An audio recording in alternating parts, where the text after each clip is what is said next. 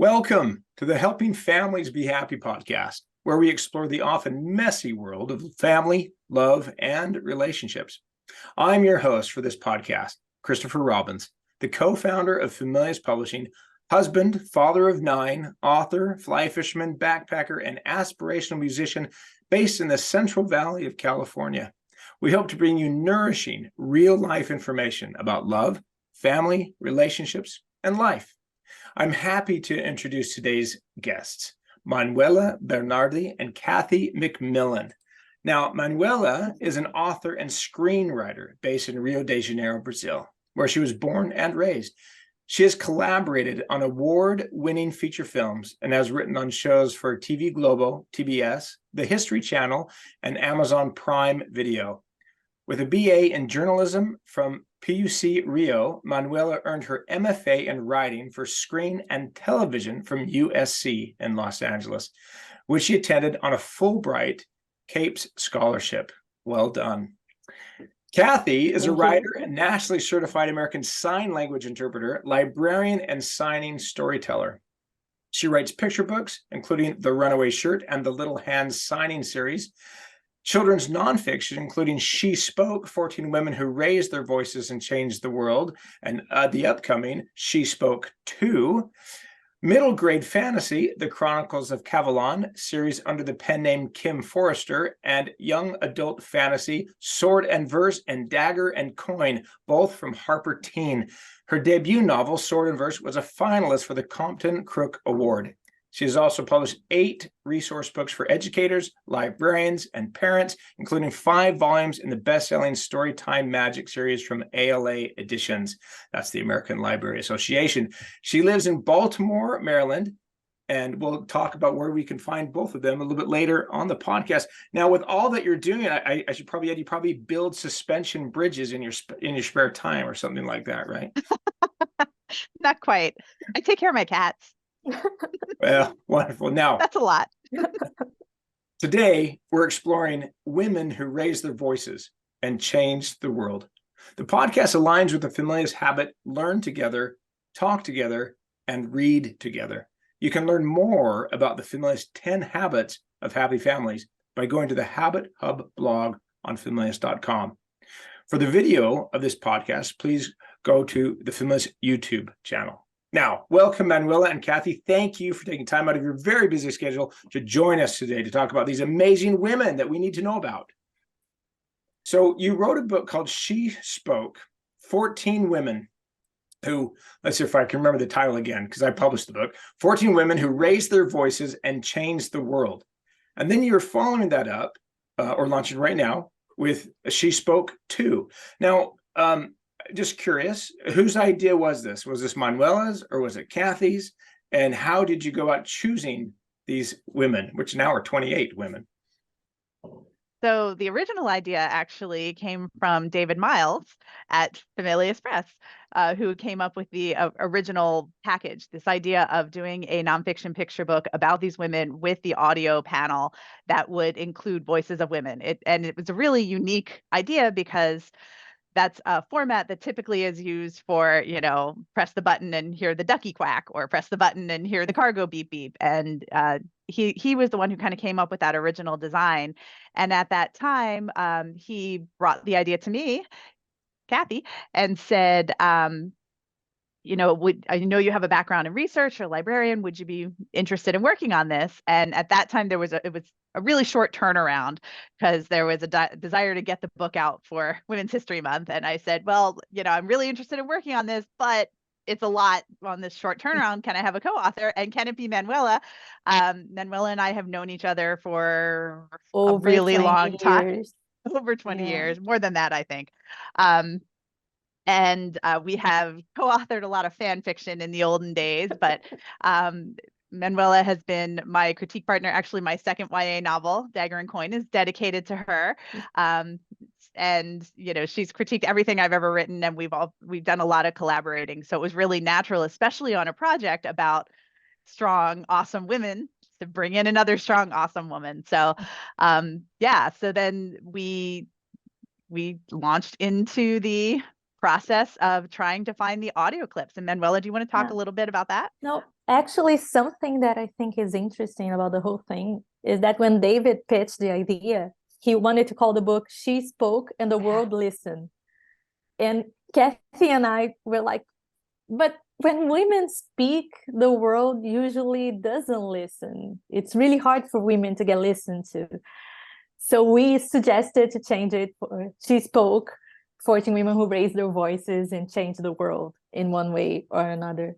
And that's also inspired us in how we chose the women, because we chose some women who are well known, who broke through the glass ceiling of being heard, and some women who should be more well known, who just fell through the cracks or isn't they're not that well known. And so we wanted to find women who had their clips available, who were speaking in English, and who were talking about what they were doing to change the world. The clips had to have something to do with it. And we went after women from all kinds of places, like artists, athletes, scientists, politicians. We wanted to have the vastest array of women possible. That's something we did even better in She Spoke too. In the first one, we had a lot of American women. Even though I'm Brazilian, it's hard to find women from other parts of the world speaking in English. And now we really wanted to find women from everywhere. So we really went for it. And you did such a wonderful job. Now we have artists, we have professional athletes, we have environmentalists, we have scientists, we have social changers. So let's just talk about some of these women. Who were Manuela? Who were some of your favorite women in either of those books? Oh, the one I always talk about is Shirley Chisholm, because I knew nothing about her when Kathy came up with her, because I'm Brazilian. I don't know that much about like the history of politics in the US. And then she came up with Shirley Chisholm, and I was like, oh no, I have to write about her. We were dividing up the women, and I had her. And then I fell in love with her. She's amazing. She's the greatest ever. She was the one who said, like, when they don't give you a place at the table, bring your chair. So tell us a little bit more about her and why women should be aware of her and what she accomplished. She ran for president at a time when Black women had no chance of winning. And she ran just so people could see that Black women could maybe be president. And she got like 10% of the votes in the primaries. She was a force of nature. She kept fighting all her life, but the door she opened for everyone, she's like, and she was very like fiery, and I just love her. That's a great example. She was a pioneer. So she was someone who probably knew she would not win the presidency, but she knew that what she did would have lasting impact and opening doors for others. So that's a wonderful example. Thanks for sharing that. Now, I had just, as a point of trivia, did you know that I have received at least 2 votes to be president of the United States? No. It's true. My wife has written me in twice now. All right. So, okay. Well, Kathy, so you need to write her in next time. Yeah, I usually yes. It's only fair. Absolutely. She would do a much better job than I could ever do. I tell her that all the time. So I married up, and that's what most men do, is they marry up. So what about you, Kathy? Who was your favorite? So I have 2 that I want to tell about, because one of them relates to it's a nice tie-in from what Manuela was just talking about. But Shirley Chisholm was in the first book, She Spoke, and then a figure that was in the second book, She Spoke too, was Patsy Takemoto Mink, who was actually the first woman of color in Congress, and also ran for president, and also knew she wasn't going to win, but did it so that people would see that, women can run for these offices. People would get used to start to see that, because it wasn't something that was seen before. And that's just one part of what Patsy Takemoto Mink did. She was involved in Hawaii's legislature. She was in the U.S. House of Representatives for many, many years, and many people who know her as the force behind Title IX, which was actually renamed after her by Congress after her death. And so she was really fighting for equality in education and in lots of different areas. And that started, and this is, I think, a pattern we saw with a lot of these women, that wasn't something that just happened, when she, got some power. It's something she was doing all throughout her life. When she was in high school, she ran for student body president because a girl had never won, and she won. And when she went to college, she was placed in the foreign students dorm because non-white students were not allowed in the main dorms, and she ignited a protest that got that changed. And just again and again, she kept fighting and kept pushing through and doing it for other folks too. So she is a great hero of mine. And then my other great hero, No, you and know who I'm going to talk about. Go ahead. No, I just wanted to say that Patsy and Shirley, they were the ones who made us put that question that I think it's really at the heart of like being a woman, is that we don't always do things to win. They both ran for president. They knew they couldn't win. They didn't do it to be president. They did it for other women. And I think it's important for us to know that winning is not always the end goal. You can win without winning, and you have to know what you're doing it for. Yeah. And your goal and what you're going for isn't necessarily what the world thinks it should be always, but it's really important to kind of be centered in your own goals. And actually, that ties very nicely to the other woman I wanted to talk about, who is my personal hero of all time, Judy Heumann, the great disability rights activist, who sadly passed away last year. So Judy Heumann was, when she was growing up in New York, the local public school wouldn't let her in because she was in a wheelchair, and her mother fought for her to get an education. She eventually did go to school, and she wanted to be a teacher, and the New York State Board of Education wouldn't give her a teaching license because she was in a wheelchair. So she sued them and she won. And this happened again and again and again. And there is my favorite story about Judy Heumann, though, has to be the protests in 1977 of the Health, Education, and Welfare Building. So the backstory of this is in 1973, the Rehabilitation Act was passed in Congress, which required that organizations that receive federal funding provide equal access for people with disabilities, things like wheelchair ramps, interpreters, all those things. And so this was passed in 1973, but 4 years later in 1977, the regulations still hadn't been signed off on by the head of Health, Education, and Welfare. So Judy Heumann and several other leaders led a protest. Judy led over 100 people, peacefully took over the Health, Education, and Welfare Building in San Francisco, and they stayed there for over 28 days. Many of these people were people with severe disabilities, and they, had to be turned over in the night. They had to have a lot of support and a lot of help, and they were cut off from medicine. The government at one point turned off the hot water, turned off the phone lines. And from the deaf community, I got to tell you this part of it, because they were like, what do we do? Because this was before cell phones. How do we connect with the people out there? Well, the deaf people who were there said, we know what to do. And they went over to the window and just started signing to the people who were down in the square and told them what was going on. So they still had a lifeline. That's what we in the deaf community call deaf gain, the opposite of hearing loss, by the way. Anyway, and so Judy Heumann was a part of getting those regulations signed. And then that success led to many other successes. Her work was a huge part of the passage of the Americans with Disabilities Act. And she's just fearless. I mean, I know that's what I really admire about a lot of these women. I feel like in my life, I've been afraid a lot. And, Judy Heumann would stand up to these people who really could, hold the fate of her life in their hands, and she would stand up and fight for it. And a lot of these women are people who would fight for themselves, but also fight for others. And that was really, really inspiring to see.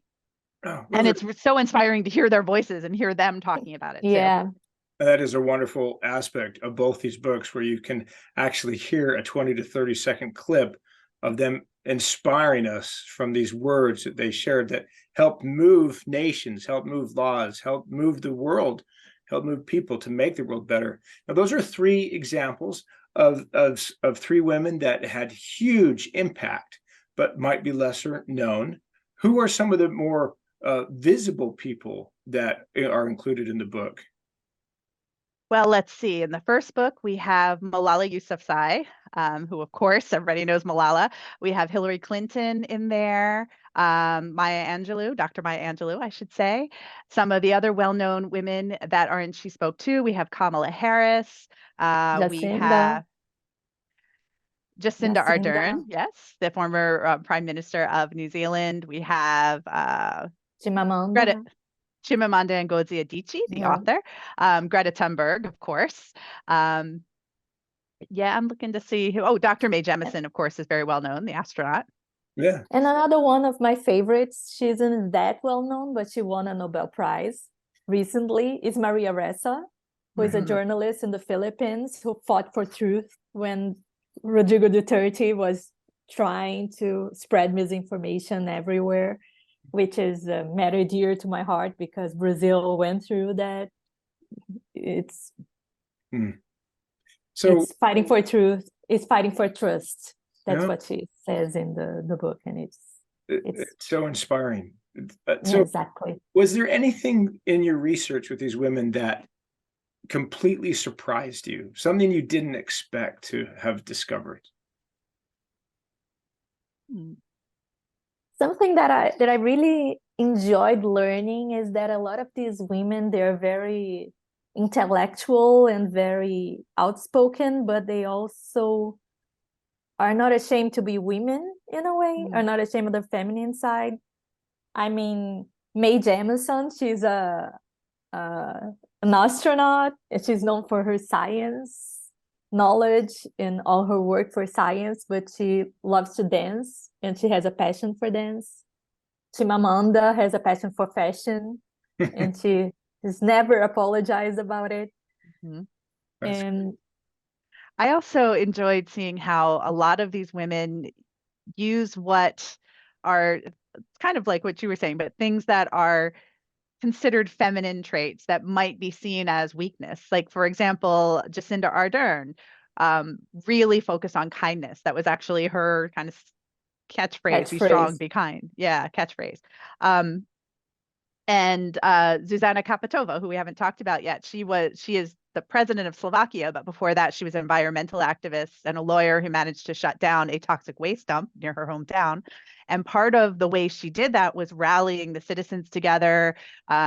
She published a magazine to kind of keep those relationships and keep that information going. So using these skills that may have been traditionally seen as not so useful and valuable, these sort of traditional feminine skills of relationship, and doing that in a way that sort of challenges the status quo. What does it mean to be strong? There's lots of different kinds of strength. Lima Bowie in the first book, she stopped the war through getting other women together to pray, basically. Community and organization, that's something we say in the prologue to the book, that it's important when you're speaking up to also have community and organization in order to amplify your voice, to be heard, to change the world, basically. Right, to change the world. So it's wonderful examples. As you wrote this book, obviously you were thinking about the children, particularly the young women who would be reading about these, and young men too. Just as important for them to read about these. It's true. Women. I mean, I can tell you, I've listened to this book multiple times, and it was part of the research for finding the clips with some internal people. So, what did you hope that the audience would gain from listening to these voices and reading about these amazing women? You must have had some, hope, expectation. Well, I would hope that the voices of these women would become as familiar to us as some of the voices of men. Like we all know what Martin Luther King Jr.'s voice sounds like. But we should also know what Mary McLeod Bethune's voice sounded like, because she was an amazing orator, and most of us don't know that. So one of my favorite things in the wake of the first book coming out, and that I can't wait to see with the second book coming out, was to see people posting on social media videos of their children reciting the clips because they were so inspired.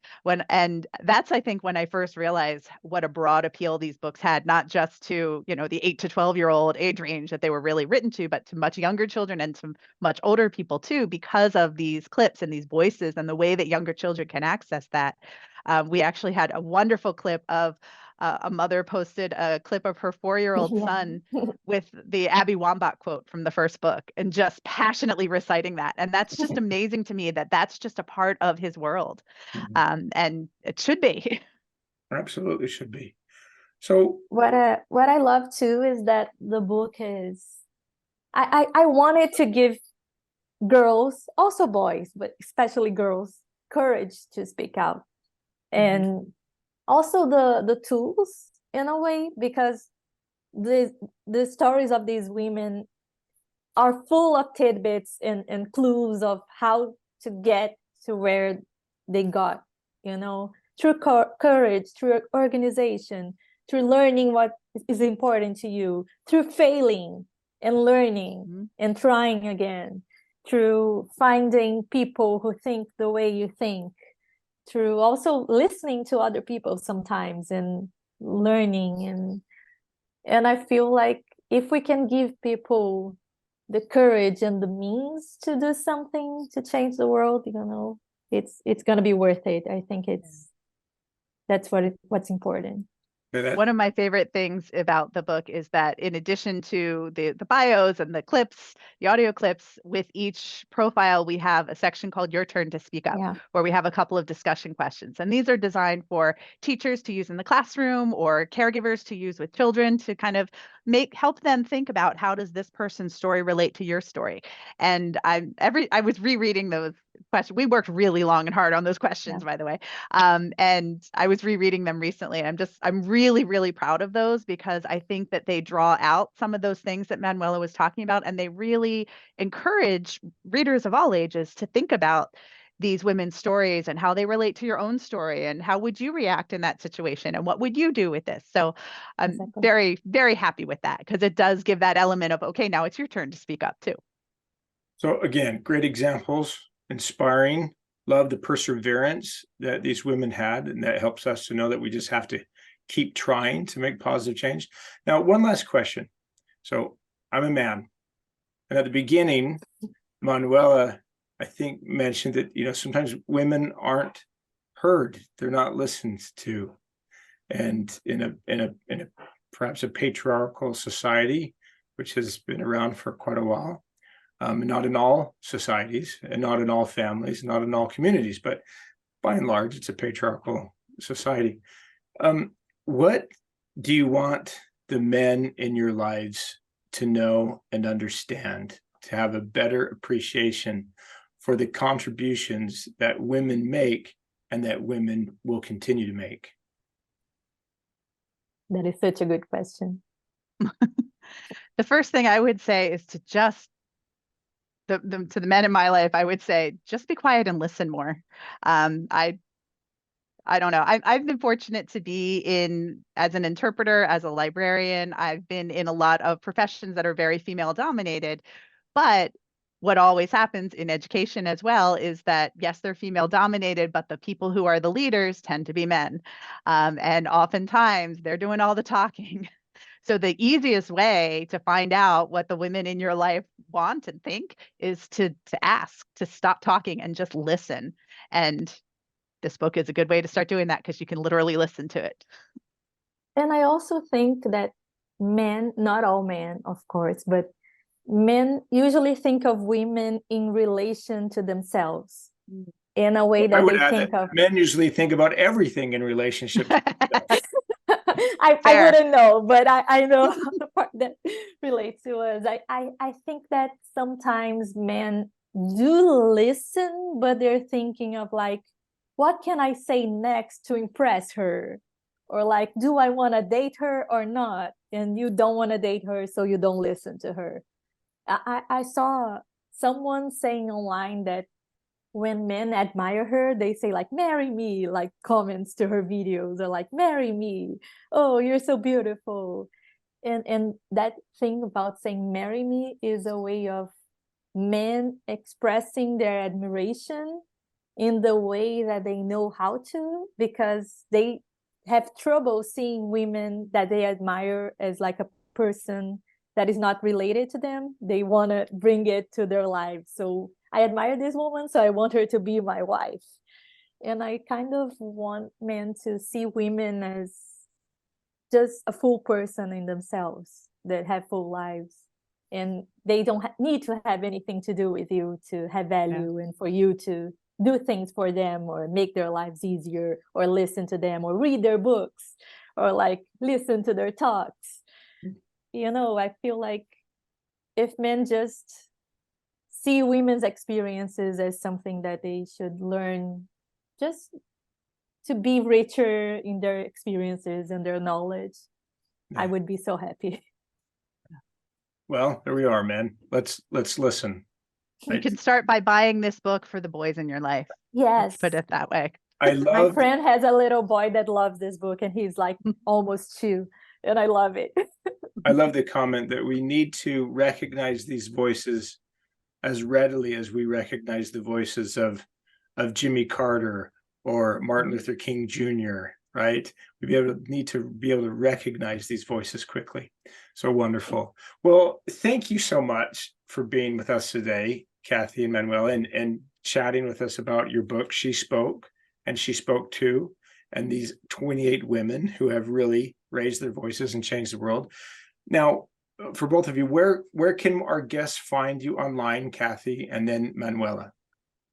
You can find me online at kathymacmillan.com, and on Twitter and Instagram at Kathy's_quill. Great. And Manuela? Oh, you can. I don't have a website because I still have trouble promoting myself, even though I wrote a book promoting other women. That's being a woman to you. But you can find me on Instagram. Let me try to. It's Manu, MANU_A_Bernardi with an I at the end. Wonderful. You can also find me through Kathy's Instagram. You just you can also find more about the She Spoke books, and we have all kinds of extra links. All the women we couldn't fit into the book, we have all kinds of extra information at tinyurl.com/shespoke. Wonderful. Excellent. Well, as we conclude today's podcast, I'd like to thank Familius Publishing for their support in bringing this podcast to your ears and your heart. We'd be thrilled if you subscribe to the podcast and left us a review on iTunes and social media. And when you're ready for that next amazing book adventure, we'd be honored if you chose a book from Familius. One step at a time, one voice at a time, we can make the world a happier place.